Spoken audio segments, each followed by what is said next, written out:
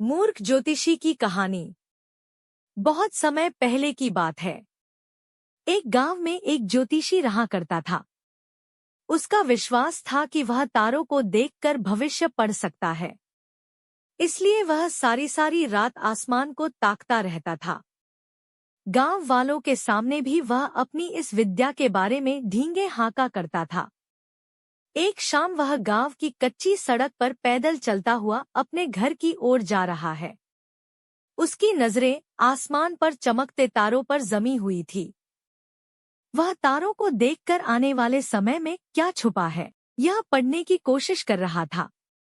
तभी अचानक उसका पैर कीचड़ से भरे एक गड्ढे पर पड़ा और वह गड्ढे में जा गिरा। वह कीचड़ में लथपथ हो गया और किसी तरह गड्ढे से बाहर निकलने के लिए हाथ पैर मारने लगा।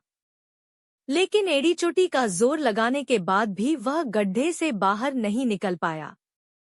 सारी कोशिश बेकार जाती देख वह सहायता के लिए चिल्लाने लगा। उसकी चिल्लाने की आवाज सुन कुछ लोग दौड़े चले आए।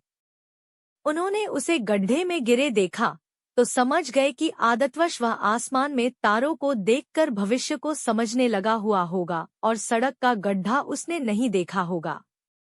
उन्होंने उसे बाहर निकाला और बोले, तुम आसमान में तारों को देखकर भविष्य पढ़ते रहते हो और तुम्हें यही नहीं पता कि तुम्हारे पैरों तले क्या है।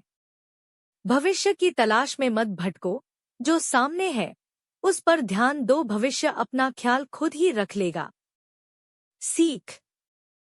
हमारा आज ही कल अर्थात भविष्य का निर्माण करता है। इसलिए भविष्य की चिंता छोड़कर आज पर ध्यान केंद्रित कर कर्म करो। आज मन लगाकर कर्म करोगे तो ये कर्म स्वतः भविष्य का निर्माण